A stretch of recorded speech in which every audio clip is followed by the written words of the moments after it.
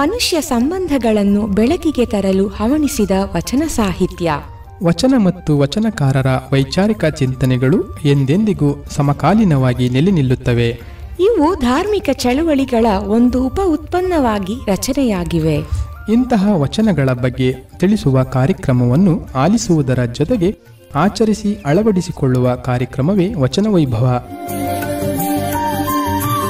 ಈ ಕಾರ್ಯಕ್ರಮದ ಪ್ರಸ್ತುತಿ ರಮಣಶ್ರೀ ಉತ್ತೇಜನ ಪ್ರಶಸ್ತಿ ಪುರಸ್ಕೃತರು ಹಾಗೂ ಶೃಂಗೇರಿ ಶಂಕರ ಮಠದ ಸಮಾಜಶ್ರೀ ಪ್ರಶಸ್ತಿ ಪುರಸ್ಕೃತರಾದ ನಂಜನಗೂಡಿನ ಯೋಗ ಮಹಾಮನೆಯ ಪ್ರಧಾನ ಶಿಕ್ಷಕರು ಹಾಗೂ ಸಾವಿರಾರು ವಚನಗಳು ಕಂಠಸ್ಥಗೊಂಡಿರುವ ಶ್ರೀಯುತ ಪ್ರಕಾಶ್ ಜಿ ಉಡಿಗಾಲರವರು. ತಪ್ಪದೆ ಕೇಳಿ, ಪ್ರತಿ ಭಾನುವಾರ ಬೆಳಿಗ್ಗೆ 7:45 ಹಾಗೂ ಮರುಪ್ರಸಾರ ಪ್ರತಿ ಮಂಗಳವಾರ ಸಂಜೆ 6 ಗಂಟೆಗೆ. ಮರೆಯದೆ ಕೇಳಿ ನಿಮ್ಮ ನೆಚ್ಚಿನ ಜನಧ್ವನಿ ಬಾನುಲಿ ಕೇಂದ್ರದಲ್ಲಿ.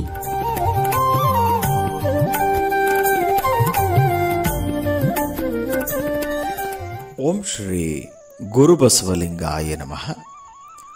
ಇಂದಿನದು 82ನೆಯ ನುಡಿ ಸಂಚಿಕೆಯಾಗಿದೆ. ಇಂದಿನ ನುಡಿ ಸಂಚಿಕೆಯಲ್ಲಿ ಶರಣರಾದಂತಹ ಕೋಲ ಶಾಂತಯ್ಯನವರು ಬರೆದಂತಹ ವಚನಗಳ ವಿಚಾರವನ್ನು ಅರಿಯಲು ಪ್ರಯತ್ನ ಮಾಡೋಣ. ಇವರು ಸದಾ ತಮ್ಮೊಡನೆ ಕೋಲನ್ನು ಹಿಡಿದು ಬಸವಣ್ಣನೊಡನೆ ಇರುತ್ತಿದ್ದರೆಂದು, ಇವರ ಕೋಲಿಗೆ ಮಾಂತ್ರಿಕ ಶಕ್ತಿ ಇತ್ತೆಂದು ತಿಳಿದು ಬರುತ್ತದೆ. ಹಾಗಾಗಿ ಇವರನ್ನು ಕೋಲ ಶಾಂತಯ್ಯನವರೆಂದು ಜನಮಾನಸದಲ್ಲಿ ನೆಲೆಸಿದ್ದಾರೆ. ಇವರ ಬಗ್ಗೆ ಭೈರವೇಶ್ವರ ಕಾವ್ಯದ ಕಥಾಮಣಿ ಸೂತ್ರ ರತ್ನಾಕರದಲ್ಲಿ ಒಂದು ಪ್ರಸಂಗವನ್ನು ಬರೆಯಲಾಗಿದೆ. ಪ್ರಸಂಗ ಹೀಗಿದೆ: ಬಿಜ್ಜಳರಾಯನ ಕಂಬ ಕುಸಿದ ಚಾವಡಿಯನ್ನು ಬಿಚ್ಚಿ ಕಟ್ಟುತ್ತಿದ್ದಂತಹ ಸಂದರ್ಭದಲ್ಲಿ ಉಪ್ಪಾರ ಹರಿದಾಸನು ಅದರ ಗೋಡೆಯಲ್ಲಿದ್ದಂತಹ ಚಿತ್ರದ ಜಂಗಮನನ್ನು ಅವನ ಡೊಳ್ಳು ಹೊಟ್ಟೆಯನ್ನು ನೋಡಿ ನಗುತ್ತಾ ಹಾರೆಯಿಂದ ಇರಿಯಲು ಹೋಗುತ್ತಾನೆ. ಇದನ್ನು ನೋಡಿದಂತಹ ಕೋಲ ಶಾಂತಯ್ಯನವರು ಇರಿಯಬೇಡವೆಂದು ತಡೆದರೂ ಕೂಡ ಕೇಳದೆ ಹೊಟ್ಟೆಯನ್ನು ತೀವೆಲು ಹೋಗುತ್ತಾನೆ. ಇದಕ್ಕೆ ಕೆರಳಿದಂತಹ ಶರಣ ಕೋಲ ಶಾಂತಯ್ಯನವರು ಹರಿದಾಸನನ್ನು ತನ್ನ ಕೋಲಿನಿಂದ ಕೊಂದು ಬಿಡುತ್ತಾರೆ. ರಾಜ ಬಿಜ್ಜಳನು ಇದನ್ನು ಆಕ್ಷೇಪಿಸಿ, ಚಿತ್ರದ ಜಂಗಮನು ನಿಜ ಜಂಗಮನಾದಲ್ಲಿ ನಿನ್ನ ಮಾಂತ್ರಿಕ ಕೋಲಿನಿಂದ ಬದುಕಿಸು ಎಂದು ವ್ಯಂಗ್ಯ ಮಾಡುತ್ತಾನೆ. ಇಲ್ಲವಾದಲ್ಲಿ ನಿನಗೆ ಶಿಕ್ಷೆ ವಿಧಿಸಬೇಕಾಗುತ್ತದೆ ಎಂದು ಹೇಳುತ್ತಾನೆ. ಆಗ ಕೋಲ ಶಾಂತಯ್ಯನವರು ಚಿತ್ರದ ಜಂಗಮನಡಿಗೆ ಕೋಲ ತೋರಿಸಿ ಕರೆದಾಗ ಚಿತ್ರದ ಜಂಗಮ ನಿಜ ಜಂಗಮನಾಗಿ ಹೊರಬಂದನೆಂದು, ಅಂತೆಯೇ ಹರಿದಾಸನನ್ನು ಕೂಡ ಬದುಕಿಸಿದನೆಂದು ತಿಳಿದು ಬರುತ್ತದೆ. ಅಂದಿನಿಂದ ಬಿಜ್ಜಳ ಮಹಾರಾಜ ಶರಣರನ್ನು ಅತ್ಯಂತ ಶ್ರದ್ಧಾ ಭಕ್ತಿ ನಿಷ್ಠೆಯಿಂದ ಕಾಣುತ್ತಿದ್ದನೆಂದು ತಿಳಿದು ಬರುತ್ತದೆ. ಸಮಗ್ರ ವಚನ ಸಂಪುಟ 7ರಲ್ಲಿ ಡಾಕ್ಟರ್ ಎಸ್ ವಿದ್ಯಾಶಂಕರರವರು ಕೋಲ ಶಾಂತಯ್ಯನವರು ಬರೆದಿರುವಂತಹ 103 ವಚನಗಳನ್ನು ಸಂಪಾದನೆ ಮಾಡಿ ದಾಖಲಿಸಿ ವಚನ ಸಾಹಿತ್ಯದ ವ್ಯಾಸಂಗಗಳಿಗೆ ಉಣಬಡಿಸಿದ್ದಾರೆ. ಇವರ ವಚನಗಳನ್ನು ಗಮನಿಸಿದಾಗ ಇವರು ಗುರುವಿನ ಬಗ್ಗೆ ಅತ್ಯಂತ ನಿಷ್ಠೆಯುಳ್ಳವರಾಗಿರುವುದು ತಿಳಿದು ಬರುತ್ತದೆ. ಅಂತೆಯೇ ಕೇವಲ ಗುರುವೆಂದು ಓಡಾಡುವ ವೇಷಧಾರಿಗಳ ಬಗ್ಗೆಯೂ ಎಚ್ಚರಿಸಿದ್ದಾರೆ. ಭಕ್ತನ ಗುಣ ನಡತೆ ಹೇಗಿರಬೇಕು ಎನ್ನುವುದನ್ನು ತಿಳಿಸಿದ್ದಾರೆ. ಇವರ ವಚನಗಳಲ್ಲಿ ಬಹಳಷ್ಟು ವಚನಗಳು ಬೆಡಗಿನ ವಚನಗಳಾಗಿರುವುದು ಕಂಡುಬರುತ್ತದೆ. ಇವುಗಳು ಅವರ ಆಧ್ಯಾತ್ಮಿಕವಾಗಿ ಅವರ ಸಾಧನೆ ಎಷ್ಟಿತ್ತು ಎನ್ನುವುದನ್ನು ಸೂಚಿಸುತ್ತವೆ. ಕೆಲವು ವಚನಗಳಲ್ಲಿ ಇವರು ಇತರೆ ಶರಣರ ಬಗ್ಗೆಯೂ ತಮ್ಮ ಗೌರವ, ಅಭಿಮಾನ, ಆದರಗಳನ್ನು ವಚನಗಳ ಮೂಲಕ ಸ್ಮರಿಸಿರುವುದನ್ನು ನಾವು ಕಾಣಬಹುದಾಗಿದೆ. ಇವರು ಅನೇಕ ಸರಳ ವಚನಗಳನ್ನು ಕೂಡ ಬರೆದಿದ್ದು ಅವುಗಳ ಮೂಲಕ ಉತ್ತಮ ಸಂದೇಶಗಳನ್ನು, ಉಪದೇಶಗಳನ್ನು, ಮಾರ್ಗದರ್ಶನವನ್ನು ನಮಗೆ ನೀಡಿರುವುದನ್ನು ನಾವು ಕಾಣಬಹುದಾಗಿದೆ. ಇವರು ತಮ್ಮ ಬಹುಪಾಲು ಎಲ್ಲ ವಚನಗಳಲ್ಲಿ ನಿನ್ನ ನೀನರಿ, ನಿನ್ನ ನೀನರಿ ಎಂದು ಹೇಳುವ ಮೂಲಕ ಮನುಷ್ಯ ತನ್ನನ್ನು ತಾನು ಅರಿಯುವುದೇ ಬಹಳ ಮುಖ್ಯ ಎನ್ನುವೊಂದು ಅನುಪಮವಾದಂತಹ ತತ್ವವನ್ನು ಸಾರಿ ಹೋಗಿದ್ದಾರೆ. ಇದೊಂದು ಮಾತನ್ನು ಮನುಷ್ಯ ಪಾಲಿಸಿದರೆ ಸಾಕು, ಮನುಷ್ಯ ಅತ್ಯಂತ ಉತ್ತಮತ್ವದೆಡೆಗೆ ಸಾಗಬಹುದು ಎನ್ನುವುದರಲ್ಲಿ ಸಂಶಯವೇ ಇರುವುದಿಲ್ಲ. ಕೋಲ ಶಾಂತಯ್ಯನವರ ವಚನಗಳಲ್ಲಿ ಇರುವ ಚಿಂತನೆಗಳನ್ನು ತಿಳಿಯಲು ಪ್ರಯತ್ನ ಮಾಡೋಣ. ಗುರುವಿನ ಬಗೆಗಿನ ವಚನದ ಮೂಲಕ ಪ್ರಾರಂಭಿಸೋಣ. ವಚನ ಹೀಗಿದೆ: ಸದ್ಗುರು ಮೂರ್ತಿಯ ಇರವು ಕರ್ಪೂರದ ತಾಳಿರಿದ್ದ ಕರಂಡದಂತಿರಬೇಕು, ದರ್ಪಣದೊಳಗಣ ಪ್ರತಿಬಿಂಬದಂತಿರಬೇಕು, ಕಮಲಪತ್ರದ ಬೆಂಬಳಿಯ ಅಂಬುವಿನಂತಿರಬೇಕು, ಪುಡಿ ಸಂಘದ ಸಂಚಾರದ ಸಂಘದಂತಿರಬೇಕು, ಕುಡಿ ಬೆಳಗಿನ ಬುಡದ ಬೆಳಗಿನಂತಿರಬೇಕು, ಸದ್ಗುರು ಸದಮಲಾನಂದ ಮೂರ್ತಿ ಗುರುವಾದದ ನಿನ್ನ ನೀನರಿ ಪುಣ್ಯಾರಣ್ಯ ದಹನ ಭೀಮೇಶ್ವರಲಿಂಗ ನಿರಂಗ ಸಂಘ. ಇಲ್ಲಿ ಕೋಲ ಶಾಂತಯ್ಯನವರು ಸದ್ಗುರುವಿನ ಇರುವಿಕೆ ಹೇಗಿರಬೇಕೆಂದು ತಮ್ಮ ವಚನದಲ್ಲಿ ತಿಳಿಸಿದ್ದಾರೆ. ಅವರು ಹೇಳುತ್ತಾರೆ, ಕರ್ಪೂರದಿಂದ ಮಾಡಿದಂತಹ ಕರಂಡಕ ಅಂದರೆ ಭರಣಿ ಡಬ್ಬಿ ಅದರಂತಿರಬೇಕು ಎನ್ನುತ್ತಾರೆ. ಹೇಗೆ ಕರ್ಪೂರದ ಭರಣಿ ಪರಿಸರದಲ್ಲಿ ತನ್ನನ್ನು ತಾನು ಲೀನ ಮಾಡಿಕೊಳ್ಳುತ್ತಾ ಸಾಗಿ ಕೊನೆಗೆ ಚಿಕ್ಕದಾಗಿ ಅದು ಇಲ್ಲವೇ ಆಗುತ್ತದೋ, ಹಾಗೆಯೇ ಸದ್ಗುರು ಮೂರ್ತಿ ಈ ಜಗತ್ತಿನೊಳಗಿದ್ದು ಈ ಜಗತ್ತಿಗೆ ತನ್ನ ಪರಿಮಳವನ್ನು ತಾನು ಅರ್ಪಿಸಿಕೊಂಡು ತಮ್ಮ ಇರುವಿಕೆಯ ಪರಿಮಳವನ್ನು ಪಸರಿಸುತ್ತಾ ಸಾಗಬೇಕು ಎನ್ನುತ್ತಾರೆ. ಮುಂದೆ ಹೇಳುತ್ತಾರೆ, ದರ್ಪಣದೊಳಗಣ ಪ್ರತಿಬಿಂಬದಂತೆ ಇರಬೇಕು ಎನ್ನುತ್ತಾರೆ. ಅಂದರೆ ಕನ್ನಡಿಯೊಳಗೆ ಕಾಣುವಂತಹ ಪ್ರತಿಬಿಂಬದ ವಸ್ತು ಹೇಗಿರುತ್ತದೋ ಹಾಗೆ ಯಥಾರ್ಥತೆಯನ್ನು ತೋರಿಸುತ್ತದೋ ಹಾಗೆ ಸದ್ಗುರು ಭಕ್ತನಲ್ಲಿರುವಂತಹ ನಿಜಗುಣವನ್ನು, ನಿಜಜ್ಞಾನವನ್ನು, ನಡವಳಿಕೆಯನ್ನು ಪ್ರತಿಬಿಂಬಿಸುವಂಥವನಾಗಬೇಕು ಎನ್ನುತ್ತಾರೆ. ಹೊರಗೊಂದು ಒಳಗೊಂದು ಇರಬಾರದು, ಅದು ಅವರ ವಿಚಾರವಾಗಿದೆ. ಮುಂದೆ ಹೇಳುತ್ತಾರೆ, ಕಮಲ ಪತ್ರದ ಬೆಂಬಳಿಯ ಅಂಬುವಿನಂತಿರಬೇಕು ಎನ್ನುತ್ತಾರೆ. ಇದು ಬಹಳ ಸುಂದರ ಉಪಮೆ.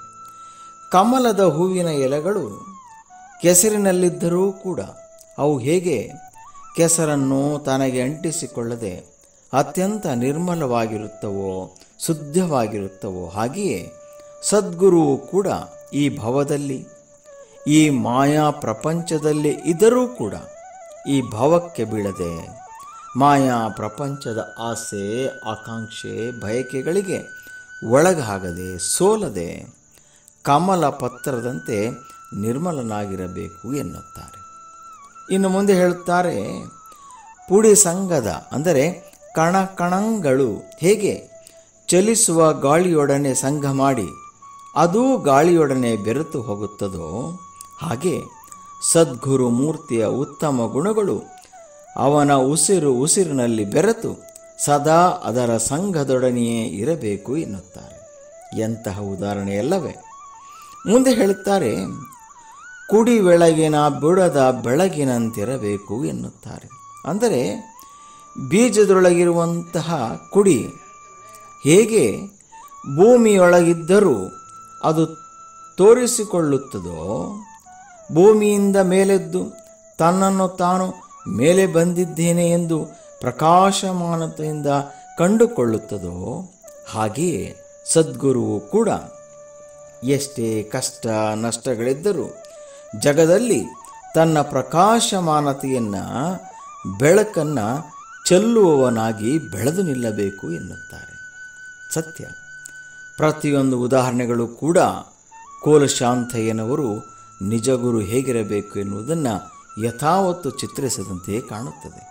ಇದು ಶಾಂತಯ್ಯನವರ ಮೇರು ವ್ಯಕ್ತಿತ್ವವನ್ನು ನಮಗೆ ತೋರಿಸುತ್ತದೆ. ಕೊನೆಗೆ ಹೇಳುತ್ತಾರೆ, ಇಂತಹ ನಿಜಾನಂದದ ಗುರುವುದನ್ನು ಕಾಣುವುದನ್ನು ನೀನು ಅರಿ, ಆಗ ಆ ಗುರುವಿನ ಮೂಲಕ ಗುರುತ್ವದೆಡೆಗೆ ಸಾಗಬಹುದು ಎಂದು ಬಿಡುತ್ತಾರೆ. ಮತ್ತೊಂದು ವಚನದಲ್ಲಿ ಹೀಗೆ ಹೇಳುತ್ತಾರೆ, ಜಡೆ ಮುಡಿ ಬೋಳು ಹೇಗಾದಡಾಗಲಿ, ನಡೆ ನುಡಿ ಶುದ್ಧಾಂತವಾದಡೆ ಸಾಕು. ಆತ ಪರಂಜ್ಯೋತಿ ಗುರುವಹ, ಆ ಇರವ ನಿನ್ನ ನೀನರಿ. ಪುಣ್ಯಾರಣ್ಯ ದಹನ ಭೀಮೇಶ್ವರಲಿಂಗ ನಿರಂಗ ಸಂಘ. ಅವ್ರು ಹೇಳುತ್ತಾರೆ, ಜಡೆಯ ಬಿಡುವುದು, ಮುಡಿ ಕಟ್ಟುವುದು, ತಲೆ ಬೋಳಿಸಿಕೊಳ್ಳುವುದು ಅದು ಹೇಗಾದರೂ ಇರಲಿ, ಇದು ಹೊರಗಿನ ವೇಷವಷ್ಟೇ. ಇದರಿಂದ ನಾವು ಗುರುವನ್ನು ಗುರುತಿಸಲಾಗದು ಎಂದು ಬಿಡುತ್ತಾರೆ. ಗುರುವಿನಲ್ಲಿ ಏನಿರಬೇಕು? ನಡೆ ನುಡಿ ಸಮನ್ವಯವಿರಬೇಕು. ನುಡಿ ಬೆಳಕಾಗಿರಬೇಕು. ನಡೆ ನುಡಿಯ ಬೆಳಕಿಗೆ ಚೈತನ್ಯದಂತಿರಬೇಕು. ಅಂತಹ ಗುರು ಮಾತ್ರ ಮಹಾ ಬೆಳಕಿನಂತಿರುತ್ತಾನೆ. ಇಲ್ಲವಾದಲ್ಲಿ ಕೇವಲ ಜಡೆ ಮುಡಿ ಬೋಳಿನಿಂದ ಯಾವ ಪ್ರಯೋಜನವೂ ಇರಲಾರದು ಎಂದು ಬಿಡುತ್ತಾರೆ. ಇಂತಹ ಗುರುವಿನ ಇರುವನ್ನು ನಿನ್ನಲ್ಲಿ ನೀನು ಅರಿ. ಅದರ ಮೂಲಕ ನಿಜ ಗುರುವನ್ನು ಅರಿ. ನೀನೇ ನಿಜ ಗುರುವಿನೆಡೆಗೆ ಸಾಗು ಎಂದು ಬಿಡುತ್ತಾರೆ. ಈ ಮಾತುಗಳಲ್ಲಿ ಕೋಲಶಾಂತಯ್ಯನವರಿಗೆ ಸಮಾಜದ ಬಗ್ಗೆ, ಸಮಾಜದಲ್ಲಿನ ವ್ಯಕ್ತಿಗಳ ಬಗ್ಗೆ ಎಷ್ಟೊಂದು ಕಾಳಜಿ ಇತ್ತು ಎನ್ನುವುದನ್ನು ತೋರಿಸುತ್ತದೆ. ಮತ್ತೊಂದು ವಚನವನ್ನು ಗಮನಿಸೋಣ. ಭಕ್ತನಾದಲ್ಲಿ ದ್ರವ್ಯವ ಸವೆಸಿ ಮರ್ಮವನರಿಯದೆ ವ್ಯರ್ಥವಾಯಿತು. ಖ್ಯಾತಿಗೆ ಇಕ್ಕಿಕೊಟ್ಟು ಮಾಡುವಾತನ ಭಕ್ತನೆಂದೆಡೆ ವಾಸಿಯ ಮಾತಿಗೆ ಸತ್ತವನ ಪಾಶದಂತೆ ಆತನ ಮಾಟ ನೋಡ. ಮಾಟವನ್ ಅರಿದುಣ್ಣಬೇಕು. ಸರ್ವವ ನೇತಿಗಳೆದ ನಿರ್ಮಲ ಗುರು ಆತನ ನಿನ್ನ ನೀನರಿ. ಪುಣ್ಯಾರಣ್ಯ ದಹನ ಭೀಮೇಶ್ವರಲಿಂಗ ನಿರಂಗ ಸಂಘ. ಭೀಮೇಶ್ವರಲಿಂಗ ನಿರಂಗ ಸಂಘ. ಈ ವಚನವನ್ನು ಪ್ರಸ್ತುತ ಸಮಾಜ ಅರಿಯಬೇಕಿದೆ. ಇಲ್ಲಿ ಕೋಲಶಾಂತಯ್ಯನವರು ಹೇಳುತ್ತಾರೆ, ಭಕ್ತನಾದವನು ಗುರುವಿನ ಬಗ್ಗೆ ಸರಿಯಾಗಿ ಅರಿಯದೆ ತಾನು ಮನ ಧನವನ್ನು ಸವೆಸಿ, ಅಂದರೆ ಅವನಿಗೆ ನೀಡಿ ವ್ಯರ್ಥ ಮಾಡಿಕೊಳ್ಳಬೇಡ. ವ್ಯರ್ಥ ಮಾಡಿಕೊಳ್ಳುತ್ತಿದ್ದೀಯಾ ಎನ್ನುತ್ತಾರೆ. ಕೇವಲ ಗುರುವಿನ ಖ್ಯಾತಿಗೆ, ಪ್ರಸಿದ್ಧಿಗೆ ಜೋತು ಬಿದ್ದು ಆಣೆ ಪ್ರಮಾಣವ ಮಾಡಿದೆನೆಂದು ಸಾಯುವ ವ್ಯಕ್ತಿಯಂತೆ ಅಂತಹ ಖ್ಯಾತಿಯ ಗುರುವಿನ ಮಾಟಕ್ಕೆ ಎಂದೂ ಬೀಳಬೇಡ. ಅದನ್ನರಿದು ಗುರುವಿನ ಗುರುತ್ವವನ್ನು ಅರಿತು ಗುರುವಿನ ನಡೆ ಬೆಳಗಿನ ಅಮೃತ ಆಹಾರವನ್ನು ಉಣ್ಣುವುದನ್ನು ಕಲಿಯಬೇಕು. ಸರ್ವವನ್ನು ತ್ಯಜಿಸಿದ, ತಿರಸ್ಕರಿಸಿದ ನಿರ್ಮಲನಾದ ಗುರುವನ್ನು ಅರಿಯುವುದನ್ನು ಕಲಿಯಬೇಕು. ಅವನಂತಹವನನ್ನು ಗುರುತಿಸುವುದನ್ನು ಕಲಿಯಬೇಕು. ಅದನ್ನು ನಿನ್ನಲ್ಲಿ ನೀನು ಅರಿ. ನಿನ್ನಲ್ಲಿ ನೀನು ಅರಿ. ಯಾರು ಬೇರೆಯವರು ಹೇಳ್ಕೊಳ್ಳೋಕ್ಕಾಗಲ್ಲ ಅಂಥೇಳಿ, ಯಾರು ಹೇಳ್ಕೊಡ್ತಾನೆ ಅಂತ ಕಾಯಬೇಡ, ಅದನ್ನು ನೀನೇ ಅರಿತುಕೋ ಅಂತ ಹೇಳ್ತಾರೆ. ಹೀಗೆ ಗುರುವಿನ ಬಗ್ಗೆ ಅನೇಕ ವಚನಗಳನ್ನು ಕೋಲಶಾಂತಯ್ಯನವರು ಬಹಳ ಚೆನ್ನಾಗಿ ಬರೆದಿದ್ದಾರೆ. ಒಂದೊಂದು ನಮ್ಮನ್ನು ಎಚ್ಚರಿಸುತ್ತಾ, ಗುರುವನ್ನೂ ಎಚ್ಚರಿಸುತ್ತಾ ಸಾಗುತ್ತವೆ. ಇನ್ನು ಜಂಗಮದ ಬಗ್ಗೆಯೂ ಅವರ ವಿಚಾರ ಹರಿಹರಿದಿದೆ. ಒಂದೆರಡು ವಚನಗಳನ್ನು ಗಮನಿಸೋಣ. ಒಂದು ವಚನ ಹೀಗಿದೆ: ಜಾ ಎಂದಲ್ಲಿ ಜನನ ನಾಸ್ತಿಯಾಗಿ, ಗಾ ಎಂದಲ್ಲಿ ಗಮನ ನಾಸ್ತಿಯಾಗಿ, ಮಾ ಎಂದಲ್ಲಿ ಮರಣ ನಾಸ್ತಿಯಾಗಿ. ಅರಿತು ತಿರುಗುವುದು ಸ್ವಯಾಚರ ಪರವಲ್ಲದೆ ಕೂಟಕ್ಕೆ ನೆರೆದ ಅಗುಳಾಸೆಯ ವಿಹಂಗನಂತಾಗಬೇಡ. ತ್ರಿವಿಧಾಕ್ಷರವ ತ್ರಿಗುಣದಲ್ಲಿ ಇರಿಸಿ ತ್ರಿಗುಣಕ್ಕೆ ಹೊರಗಾಗು. ತ್ರಿಗುಣರಹಿತ ಸಗುಣ ಭರಿತನಾಗು. ಅದೋ ನಿನ್ನ ನೀನರಿ. ಲಿಂಗ ಜಂಗಮವೇ ಪುಣ್ಯಾರಣ್ಯ ದಹನ ಭೀಮೇಶ್ವರಲಿಂಗ ನಿರಂಗ ಸಂಘ. ಬಹಳ ಚೆನ್ನಾದ ವಚನ. ಇಲ್ಲಿ ಕೋಲಶಾಂತಯ್ಯನವರು ಜಂಗಮ ಎನ್ನುವ ಮೂರಕ್ಷರದ ಮಹಿಮೆಯನ್ನು ತಿಳಿಸುವ ಮೂಲಕ ಜಂಗಮದ ಶ್ರೇಷ್ಠತೆಯನ್ನು ಎತ್ತಿ ಹಿಡಿದಿದ್ದಾರೆ. ಅವರು ಹೇಳುತ್ತಾರೆ, ಜಾ ಎಂದರೆ ಜನನ ನಾಸ್ತಿ ಎನ್ನುತ್ತಾರೆ. ಜಂಗಮನಿಗೆ ಜನನವಿದ್ದರೂ ಕೂಡ ತನ್ನ ಮೂಲ ನೆಲೆಯನ್ನು ಮರೆತು ಜಗತ್ತಿಗಾಗಿ ನಾನು ಜನಿಸಿದವ, ನನ್ನ ತಂದೆ ತಾಯಿ ಕೇವಲ ನನ್ನ ಹುಟ್ಟಿಗೆ ಕಾರಣರೇ ಹೊರತು ಬದುಕಾಗಿಗಲ್ಲ, ನನ್ನ ಹುಟ್ಟು ಜೀವನ ಬದುಕು ಎಲ್ಲವೂ ಸಮಾಜಕ್ಕಾಗಿ, ಪರಮಾತ್ಮನ ಸೇವೆ ಮಾಡಲಿಕ್ಕಾಗಿ ಎನ್ನುವ ಭಾವವಿರಬೇಕು ಎನ್ನುತ್ತಾರೆ. ಇನ್ನು ಗಾ ಎಂದರೆ ಗಮನ ನಾಸ್ತಿ ಎನ್ನುತ್ತಾರೆ. ಅಂದರೆ ಈ ಜಗತ್ತಿನಲ್ಲಿರುವಂತಹ ಮಾಯಾರೂಪವಾದ ಹೆಣ್ಣು, ಹೊನ್ನು, ಮಣ್ಣು ಎನ್ನುವುದರೆಡೆಗೆ ಗಮನವಿಲ್ಲದೆ ಇಂದ್ರಿಯಗಳ ಆಸೆ, ಬಯಕೆ, ಮೋಹಗಳನ್ನು ತ್ಯಜಿಸಿ ಕೇವಲ ಸಮಾಜಕ್ಕಾಗಿ ಹಾತೊರೆಯುವ ಮನೋಭಾವ ಚಿತ್ತವನ್ನು ಧರಿಸಿರಬೇಕು ಎಂದುವುದೇ ಇದರ ಅರ್ಥ.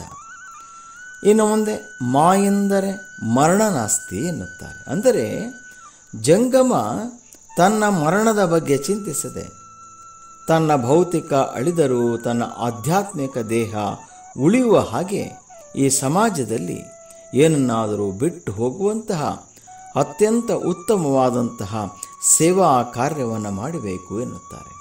ಆಗ ಅವನಳಿದರೂ ಕೂಡ ಅವನುಳಿಯುತ್ತಾನೆ. ಇದನ್ನೇ ಮರಣನಾಸ್ತಿ ಎನ್ನಲಾಗಿದೆ. ಹಾಗಾಗಿ ಇದನ್ನು ಅರಿತು ಸ್ವಯಜಂಗಮರಾಗಲಿ, ಚರಜಂಗಮರಾಗಲಿ, ಪರಜಂಗಮರಾಗಲಿ ಸಮಾಜದೊಳಗೆ ನಡೆದು ನುಡಿದು ಆಚರಿಸಿ ಸತ್ ಪಥದೆಡೆಗೆ ಎಲ್ಲರನ್ನ ಕೊಂಡೊಯ್ಯಬೇಕು ಎನ್ನುತ್ತಾರೆ. ವಿಹಂಗಮ ಅಂದರೆ ಪಕ್ಷಿ ತನ್ನ ಆಹಾರಕ್ಕಾಗಿ ಆಕಾಶದಲ್ಲಿ ಸುತ್ತಾಡುವಂತೆ ಹೊಟ್ಟೆಗಾಗಿ ಬಟ್ಟೆಗಾಗಿ ಅಲ್ಲಿ ಇಲ್ಲಿ ಸುತ್ತಾಡಬೇಡ ಎನ್ನುತ್ತಾರೆ. ಅದನ್ನು ನಿನ್ನ ಸೇವೆಯಿಂದ ಅದು ಗೆಲ್ಲು. ಜಂಗಮ ಎನ್ನುವ ಮೂರಕ್ಷರದ ಬೆಲೆಯನ್ನು, ಮೌಲ್ಯವನ್ನು ತಿಳಿದುಕೋ. ಸತ್ವ, ರಜೋ, ತಮ ಗುಣಗಳನ್ನು ಗೆದ್ದು ಪ್ರೀತಿ, ಪ್ರೇಮ, ದಯೆ, ಕರುಣೆ ಹೀಗೆ ಎಲ್ಲ ಮಾನವೀಯ ಮೌಲ್ಯಗಳ ಸಾಕಾರ ರೂಪನಾಗಬೇಕು ಎನ್ನುತ್ತಾರೆ. ಇದನ್ನು ಜಂಗಮ ನೀನರಿ ಎಂದು ಹೇಳುವ ಮೂಲಕ ಜಂಗಮದ ಜವಾಬ್ದಾರಿಯನ್ನು ಎತ್ತಿ ತೋರಿಸಿದ್ದಾರೆ. ಮತ್ತೊಂದು ವಚನವನ್ನು ಗಮನಿಸೋಣ. ಕೋಲು ಕಪ್ಪರವ ಹಿಡಿದು ಬಾಳಾಂಬಕನ ಲೀಲೆಯ ತೊಟ್ಟು ಆಶನಾದ್ಯಾಪ್ಯಾಯಮಾನಕ್ಕೆ ತಿರುಗುವ ಬಾಲಲೀಲೆಯಲ್ಲದೆ ಬಾಳಾಂಬಕನ ನೆಲೆಯಲ್ಲ. ಜಾಳು ಮಾತ ಬಿಟ್ಟು ಮೂರಕ್ಷರದ ನೆಲೆಯನ್ನರಿ ಪುಣ್ಯಾರಣ್ಯ ದಹನ ಭೀಮೇಶ್ವರ ಲಿಂಗ ನಿರಂಗ ಸಂಘ. ಇಲ್ಲಿ ಶಾಂತಯ್ಯನವರು ಹೇಳುತ್ತಾರೆ, ಜಂಗಮ ಕೋಲು ಕಪ್ಪರವ ಹಿಡಿದು ಅಂದರೆ ಗೆಜ್ಜೆಯ ಕಟ್ಟಿದ ಕೋಲ ಹಿಡಿದು, ಅದಕ್ಕೆ ಜಂಗು ಎಂದು ಕರೆಯುತ್ತಾರೆ.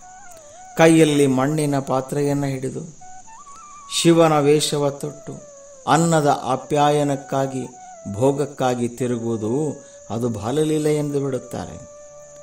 ಇದು ಶಿವನನ್ನು ಸೇರುವ ನೆಲೆಯಲ್ಲ ಎಂದು ಬಿಡುತ್ತಾರೆ. ಆದರೆ ಮಹಾತ್ಮ ಶ್ರೀ ಗುರುಮಲ್ಲೇಶ್ವರರು ಇದಕ್ಕೆ ಕಂತೆ ಭಿಕ್ಷದ ಕಾಯಕವೆಂದು ತಿಳಿಸಿ ಮಠದಲ್ಲಿ ಉಳಿಯಲು ಬರುವಂತಹ ಬಡವರಿಗಾಗಿ ಈ ಕಾಯಕವನ್ನು ಮಾಡುತ್ತಿದ್ದರು. ಯಾರು ಈ ಕಾಯಕವನ್ನು ತನ್ನ ಹೊಟ್ಟೆ ಹೊರೆದು ಬದುಕಲಿಕ್ಕಾಗಿ ಮಾಡುತ್ತಾರೋ ಅದು ಕೋಲ ಶಾಂತಯ್ಯನವರು ತಿಳಿಸಿದಂತೆ ಅದು ಬಾಲಲೀಲೆಯೇ ಹೊರತು ಅದು ಕಂತೆ ಭಿಕ್ಷದ ಕಾಯಕವಾಗುವುದಿಲ್ಲ. ಕೇವಲ ಒಣ ಮಾತನ್ನು ಬಿಟ್ಟು ಜಂಗಮ ಎನ್ನುವ ಮೂರಕ್ಷರದ ಮಹಾತ್ಮೆಯನ್ನು ಅರಿ, ಅದರ ನೆಲೆಯನ್ನು ಅರಿತು ನಡಿ ಎನ್ನುತ್ತಾರೆ. ಹೀಗೆ ಅವರು ತಮ್ಮ ವಚನಗಳ ಮೂಲಕ ಜಂಗಮದ ಲಕ್ಷಣಗಳನ್ನು, ಅದರ ಇರುವಿಕೆಯನ್ನು ತಿಳಿಸಿಬಿಟ್ಟಿದ್ದಾರೆ. ಕೆಲವು ಸಾಮಾನ್ಯ ವಿಚಾರಗಳ ಬಗ್ಗೆಯೂ ಅವರು ವಚನಗಳಲ್ಲಿ ನಮಗೆ ಎಚ್ಚರಿಸುವುದನ್ನು, ಮಾರ್ಗದರ್ಶನ ನೀಡುವುದನ್ನು ನಾವು ಕಾಣಬಹುದಾಗಿದೆ. ಒಂದೆರಡು ವಚನಗಳನ್ನು ಗಮನ ಮಾಡೋಣ. ಒಂದು ವಚನ ಹೀಗಿದೆ: ಕ್ಷಮೆಯಿಲ್ಲದ ಭಕ್ತಿ, ನಯರತಿ ಇಲ್ಲದ ಮಾಟ, ಶ್ರದ್ಧೆ ಇಲ್ಲದ ಕೂಟ, ಶಿವಲಿಂಗಾರ್ಚನ ಇಲ್ಲದವನ ಹೃದಯ ನಂದಿಸಿದ ಕಜ್ಜಳದಂತೆ. ಆ ಸಂದೇಹವ ಬಿಟ್ಟು ನಿನ್ನ ನೀನರಿ ಪುಣ್ಯಾರಣ್ಯ ದಹನ ಭೀಮೇಶ್ವರ ಲಿಂಗ ನಿರಂಗ ಸಂಘ. ಕೋಲ ಶಾಂತಯ್ಯನವರು ಹೇಳುತ್ತಾರೆ, ಕೇವಲ ಭಕ್ತಿ ಇದ್ದರೆ ಸಾಲದು, ಭಕ್ತಿಯ ಜೊತೆಗೆ ಭಕ್ತನಲ್ಲಿ ಕ್ಷಮೆ, ಧಮೆ ಇವುಗಳಿರಬೇಕು ಎನ್ನುತ್ತಾರೆ. ಇದಿಲ್ಲದೆ ಕೇವಲ ಭಕ್ತಿ ಇದ್ದರೆ ಸಾಲದು ಎಂದು ಬಿಡುತ್ತಾರೆ. ಹಾಗೆಯೇ ಕೇವಲ ಲಿಂಗ ಪೂಜೆ ಮಾಡಿದರೆ ಸಾಲದು, ನಯ, ವಿನಯ, ವಿಧೇಯತೆ ಇವು ಕೂಡ ಭಕ್ತನಿರಬೇಕು ಎನ್ನುತ್ತಾರೆ. ಹಾಗೆಯೇ ಶ್ರದ್ಧೆ, ನಿಷ್ಠೆ, ವಿಶ್ವಾಸ, ನಂಬಿಕೆ ಇಲ್ಲದಂತಹ ಲಿಂಗದ ಕೂಡ ಧ್ಯಾನ ಅದೆಂತಹ ಧ್ಯಾನ ಎಂದು ಬಿಡುತ್ತಾರೆ. ಸತ್ಯ. ಹೀಗೆ ಶಿವಲಿಂಗಾರ್ಚನೆ ಎನ್ನುವುದು ಅದು ಕೇವಲ ಭಕ್ತಿ, ಪೂಜೆ, ಧ್ಯಾನ ಎಂದರೆ ಸಾಲದು. ಭಕ್ತನಲ್ಲಿ ಸರ್ವ ಮಾನವೀಯ ಗುಣಗಳು ಇರಬೇಕು, ಅಡಕಕೊಂಡಿರಬೇಕು. ಆಗ ಮಾತ್ರ ಭಕ್ತನಾಗಲು ಸಾಧ್ಯ ಎನ್ನುತ್ತಾರೆ. ಹೀಗೆ ಹೇಳುತ್ತಾ, ಓ ಭಕ್ತ, ಇದನ್ನು ನೀನರಿ ಎಂದು ಭಕ್ತನಿಗೆ ನೇರವಾಗಿ ತಿಳಿಸಿದ್ದಾರೆ. ನಿಜವಾಗಲೂ ಇದೊಂದು ಅತ್ಯಂತ ಉತ್ತಮ ವಿಚಾರಧಾರೆ ಎಂದೇ ಹೇಳಬಹುದಾಗಿದೆ. ಮತ್ತೊಂದು ವಿಚಾರವನ್ನು ಗಮನಿಸೋಣ. ವಚನ ಹೀಗಿದೆ: ಮಾಡಿ ಆಡಲೇತಕ್ಕೆ, ಸಲಹಿ ಕೊಲಲೇತಕ್ಕೆ, ಬಿತ್ತಿ ಕೀಳಲೇತಕ್ಕೆ, ಕಟ್ಟೆಯ ಕಟ್ಟಿ ಒಡೆಯಲೇತಕ್ಕೆ, ಮಾಡಿ ಮಾಡಿ ಮನಗುಂದವ, ನೀಡಿ ನೀಡಿ ನಿಜಗುಂದವ, ಬೇಡ ಆ ಮಾಟವ ನೀನರಿ, ಪುಣ್ಯ ಅರಣ್ಯ ದಹನ ಭೀಮೇಶ್ವರ ಲಿಂಗ ನಿರಂಗ ಸಂಘ. ಇಲ್ಲಿ ಕೋಲಶಾಂತಯ್ಯನವರು ಹೇಳುತ್ತಾರೆ, ಕೆಲಸವನ್ನು ಕಾಯಕವನ್ನು ಮಾಡಿದನೆಂದು ಪದೇ ಪದೇ ಹೇಳುವುದೇತಕ್ಕೆ, ಹೇಳಲಿಕ್ಕಾಗಿ ಮಾಡಿದೆಯಾ ಎಂದು ಕೇಳಿಬಿಡುತ್ತಾರೆ. ಅದೇ ರೀತಿ ಸಾಕಿ ಸಲಹೆ ನೋಡಿಕೊಂಡು ನಂತರ ಅದನ್ನು ಕೊಲ್ಲುವುದೇತಕ್ಕೆ, ಕೊಲ್ಲುವುದಾದರೆ ಅದನ್ನೇಕೆ ನೀ ಸಾಕಿದೆ ಎಂದು ಕೇಳುತ್ತಾರೆ. ಮತ್ತೆ ಕೇಳುತ್ತಾರೆ, ಬೀಜವನ್ನು ನೆಲದಲ್ಲಿ ಬಿತ್ತಿ ಅದನ್ನು ಮತ್ತೆ ಕೀಳಲೇತಕ್ಕೆ, ಕೀಳುವುದಾದರೆ ಅದನ್ನು ಏಕೆ ಬಿತ್ತಿದೆ ಎಂದು ಕೇಳಿಬಿಡುತ್ತಾರೆ. ಕೆರೆಗೆ ಕಟ್ಟಿದ ಕಟ್ಟೆಯನ್ನು ಮತ್ತೆ ಕಿತ್ತು ಹಾಕುವುದಾದಲ್ಲಿ ಅದನ್ನು ಕಟ್ಟುವುದಾದರೂ ಏತಕ್ಕೆ ಎಂದು ಕೇಳುತ್ತಾರೆ. ಹೀಗೆ ಪ್ರಶ್ನೆಗಳ ಸುರುಮಾಳಿಯನ್ನೇ ಹಾಕುತ್ತಾರೆ. ಏಕೆ? ಈ ಎಲ್ಲ ವಿಚಾರಗಳ ಮೂಲಕ ಅವರು ಕೊನೆಗೆ ಕೇಳುತ್ತಾರೆ, ಪೂಜೆಯನ್ನು ಭಕ್ತಿಯನ್ನು ಮಾಡಿ ಮನಸ್ಸು ಕೆಟ್ಟದರೆಡೆಗೆ ಸಾಗುವುದಾದಲ್ಲಿ ಆ ಪೂಜೆ ಆ ಭಕ್ತಿ ಅದೇತಕ್ಕೆ ಎಂದು ಪ್ರಶ್ನೆ ಮಾಡುತ್ತಾರೆ. ಸತ್ಯವಲ್ಲವೇ? ನೀಡಿ ನೀಡಿ ಅಂದರೆ ದಾಸೋಹ ಮಾಡಿಯೂ ಕೂಡ ನಿಜತ್ವದ ನೆಲೆಯಲ್ಲಿ ನಿಲ್ಲದಿದ್ದರೆ, ಡಂಭಾಚಾರಿಯಾದರೆ ಆ ನೀಡುವಿಕೆಯಿಂದೇನು ಪ್ರಯೋಜನ, ಫಲ ಎಂದು ಬಿಡುತ್ತಾರೆ. ಹೀಗೆ ಹೇಳುವ ಮೂಲಕ ನಿಜದ ನೆಲೆಗೆ ಗುಣಗಳೇ ಮುಖ್ಯ ಎನ್ನುವುದನ್ನು ಸಾರಿ ಹೇಳಿಬಿಡುತ್ತಾರೆ. ಸತ್ಯ ಸತ್ಯ. ಮುಂದಿನ ವಚನವನ್ನು ಗಮನಿಸೋಣ. ಬಿತ್ತಿದ ಬೆಳೆ, ಕಟ್ಟಿದ ಕೆರೆ, ಸಲಹಿದ ಶರೀರ, ನೆಟ್ಟ ವೃಕ್ಷ, ತನಗಲ್ಲದೆ ಅವಕ್ಕೊಡಲುಂಟೆ. ತಾ ಮಾಡುವ ಭಕ್ತಿ ತನಗಲ್ಲದೆ ಬೇರೊಂದು ಗುಣವನರಸನಿಲ್ಲ, ಆ ಪರಿಯ ನಿನ್ನನ್ನಿ ತಿಳಿ, ಪುಣ್ಯ ಅರಣ್ಯ ದಹನ ಭೀಮೇಶ್ವರ ಲಿಂಗ ನಿರಂಗ ಸಂಘ. ಇದು ಕೂಡ ಚೆನ್ನಾಗಿದೆ. ಇಲ್ಲಿ ಶಾಂತಯ್ಯನವರು ಹೇಳುತ್ತಾರೆ, ಪ್ರತಿಯೊಬ್ಬ ಭಕ್ತನು ಭಕ್ತನಾಗಿರಬೇಕಾಗಿರುವುದು ಅವನಿಗಾಗಿಯೇ ಎನ್ನುವುದನ್ನು ಬಹಳ ಚೆನ್ನಾಗಿ ತಿಳಿಸಿರುವುದು ಅವರು ಹೇಳುತ್ತಾರೆ. ಬಿತ್ತಿದ ಬೆಳೆ, ಕಟ್ಟಿದ ಕೆರೆ, ಸಲಹಿದ ಶರೀರ, ನೆಟ್ಟ ವೃಕ್ಷ, ಇವೆಲ್ಲವೂ ಯಾರಿಗಾಗಿ? ಬೆಳೆ, ಕಟ್ಟೆ, ಶರೀರ, ವೃಕ್ಷ ಇವುಗಳು ತನ್ನ ಬೆಳಸನ್ನು, ನೀರನ್ನು, ಶಕ್ತಿಯನ್ನು, ಹಣ್ಣು ಕಾಯಿ ನೆರಳನ್ನು ತಾವೇ ಬಳಸಿಕೊಳ್ಳುತ್ತವೋ? ಇಲ್ಲವೇ ಇಲ್ಲ. ಹಾಗಾಗಿ ವೃಕ್ಷ ಹೇಗೆ ಬೆಳಸನ್ನು, ನೀರನ್ನು, ಶಕ್ತಿಯನ್ನು, ಹಣ್ಣು ಕಾಯಿ ನೆರಳನ್ನು ಅವುಗಳು ಬಳಸಿಕೊಳ್ಳಲಿಕ್ಕೆ ಅವುಗಳಿಗೇನು ದೇಹವಿಲ್ಲ, ಅದೆಲ್ಲವೂ ಬೇರೆಯವರಿಗೆ ಅಲ್ಲವೇ? ಅದೇ ರೀತಿ ಮಾಡುವ ಭಕ್ತಿ ತನಗೆ ಎಂದು ಭಾವಿಸಿದರೆ ಅಂತಹವ ಭಕ್ತನಾಗಲು ಸಾಧ್ಯವಿಲ್ಲ. ಇದನ್ನು ಭಕ್ತನಾದವ ಅರಿಯಬೇಕು ಎನ್ನುತ್ತಾರೆ.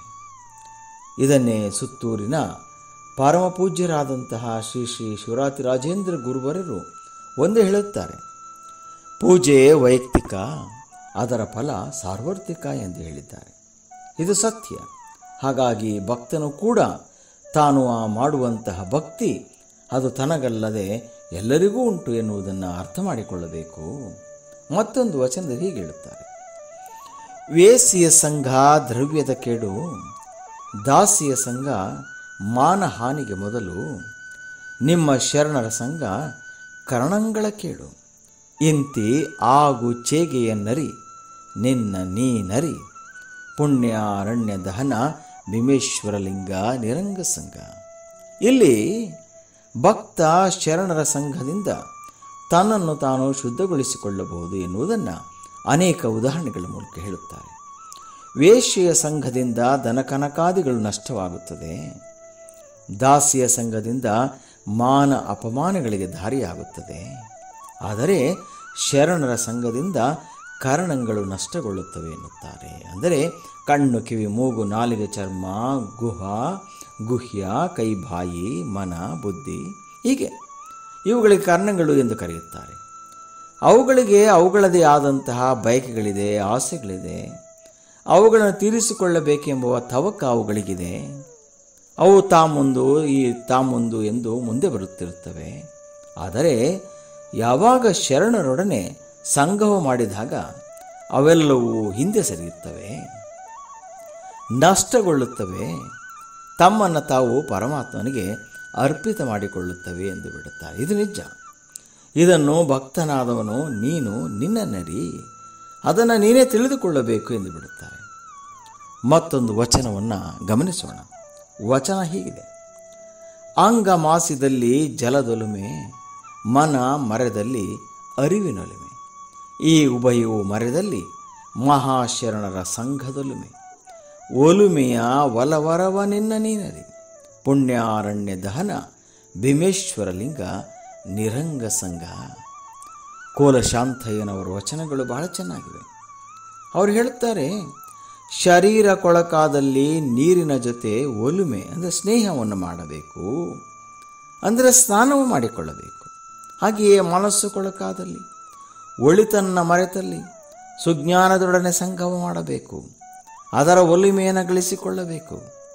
ತನು ಮನ ಇವೆರಡೂ ಅಂದರೆ ಅಂತರಂಗ ಬಹಿರಂಗ ಇವೆರಡೂ ಕೂಡ ಅಶುದ್ಧಿಗೊಂಡಲ್ಲಿ ಮಹಾಶರಣರ ಸಂಘವನ್ನು ಬಯಸಿ ಅವರ ಒಲುಮೆಯನ್ನು ಪ್ರೀತಿಯನ್ನು ಗಳಿಸಿಕೊಳ್ಳಬೇಕು. ಹೀಗೆ ಒಲುಮೆಯನ್ನು ಗಳಿಸಿಕೊಳ್ಳುವುದನ್ನು ನಿನ್ನನ್ನು ನೀನೇ ಅರಿತು ಕಲಿತುಕೋ ಎಂದು ಬಿಡುತ್ತಾರೆ. ಇನ್ನೊಬ್ಬರು ಕಲಿಸ್ಲಿಕ್ಕೆ ಆಗಲಿಕ್ಕಿಲ್ಲ, ಅದನ್ನು ನೀನೇ ಕಲ್ತ್ಕೊಂಡ್ಬಿಡ್ಬೇಕು ಅಂತ ಹೇಳ್ತಾರೆ. ಹೀಗೆ ಹೇಳುವ ಭಕ್ತ ಹೇಗಿರಬೇಕು ಎನ್ನುವ ವಿಷಯವನ್ನು ಕೋಲಶಾಂತಯ್ಯನವರು ವಚನಗಳಲ್ಲಿ ಅತ್ಯಂತ ವಿಸ್ತಾರವಾಗಿ ತಿಳಿಸುವುದನ್ನು ನಾವು ಕಾಣಬಹುದಾಗಿದೆ. ಅವರ ವಚನಗಳಲ್ಲಿ ಬಳಸುವಂಥ ಉದಾಹರಣೆಗಳು, ಉಪಮೆಗಳು ಅವರ ಅನುಭಾವಿಕ ಶಕ್ತಿ ಎಷ್ಟಿತ್ತು ಎನ್ನುವುದನ್ನು ತಿಳಿಸುತ್ತದೆ.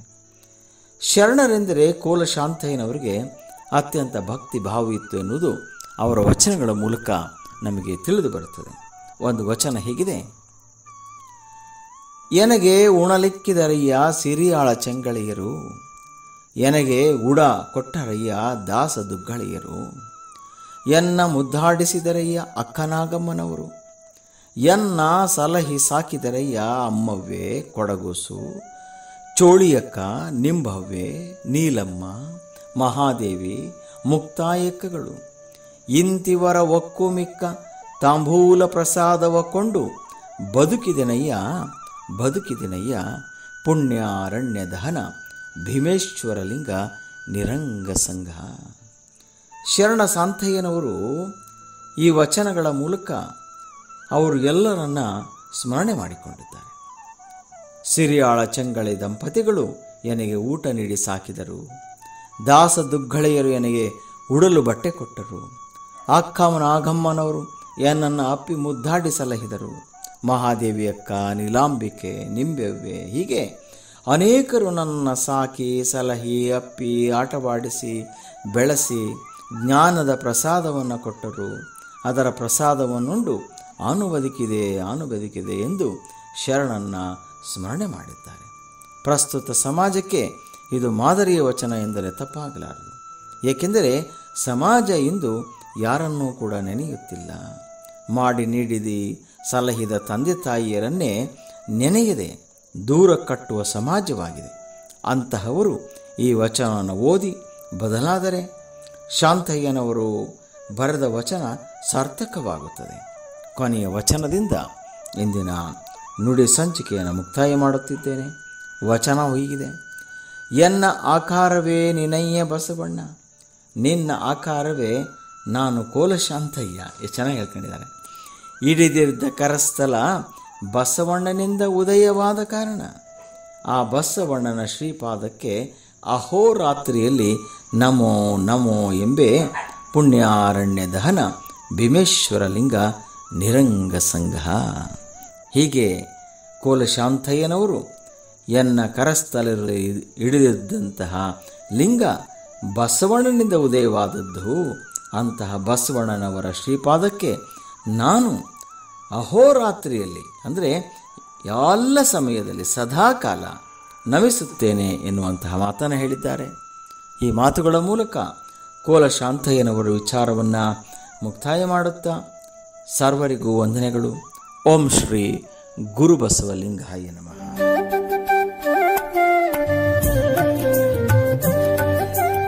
ಮನುಷ್ಯ ಸಂಬಂಧಗಳನ್ನು ಬೆಳಕಿಗೆ ತರಲು ಹವಣಿಸಿದ ವಚನ ಸಾಹಿತ್ಯ. ವಚನ ಮತ್ತು ವಚನಕಾರರ ವೈಚಾರಿಕ ಚಿಂತನೆಗಳು ಎಂದೆಂದಿಗೂ ಸಮಕಾಲೀನವಾಗಿ ನೆಲೆ ನಿಲ್ಲುತ್ತವೆ. ಇವು ಧಾರ್ಮಿಕ ಚಳುವಳಿಗಳ ಒಂದು ಉಪ ಉತ್ಪನ್ನವಾಗಿ ರಚನೆಯಾಗಿವೆ. ಇಂತಹ ವಚನಗಳ ಬಗ್ಗೆ ತಿಳಿಸುವ ಕಾರ್ಯಕ್ರಮವನ್ನು ಆಲಿಸುವುದರ ಜೊತೆಗೆ ಆಚರಿಸಿ ಅಳವಡಿಸಿಕೊಳ್ಳುವ ಕಾರ್ಯಕ್ರಮವೇ ವಚನ ವೈಭವ. ಈ ಕಾರ್ಯಕ್ರಮದ ಪ್ರಸ್ತುತಿ ರಮಣಶ್ರೀ ಉತ್ತೇಜನ ಪ್ರಶಸ್ತಿ ಪುರಸ್ಕೃತರು ಹಾಗೂ ಶೃಂಗೇರಿ ಶಂಕರ ಮಠದ ಸಮಾಜಶ್ರೀ ಪ್ರಶಸ್ತಿ ಪುರಸ್ಕೃತರಾದ ನಂಜನಗೂಡಿನ ಯೋಗ ಮಹಾಮನೆಯ ಪ್ರಧಾನ ಶಿಕ್ಷಕರು ಹಾಗೂ ಸಾವಿರಾರು ವಚನಗಳು ಕಂಠಸ್ಥಗೊಂಡಿರುವ ಶ್ರೀಯುತ ಪ್ರಕಾಶ್ ಜಿ ಉಡಿಗಾಲರವರು. ತಪ್ಪದೆ ಕೇಳಿ ಪ್ರತಿ ಭಾನುವಾರ ಬೆಳಿಗ್ಗೆ 7:45 ಹಾಗೂ ಮರುಪ್ರಸಾರ ಪ್ರತಿ ಮಂಗಳವಾರ ಸಂಜೆ 6 ಗಂಟೆಗೆ. ಮರೆಯದೆ ಕೇಳಿ ನಿಮ್ಮ ನೆಚ್ಚಿನ ಜನಧ್ವನಿ ಬಾನುಲಿ ಕೇಂದ್ರದಲ್ಲಿ.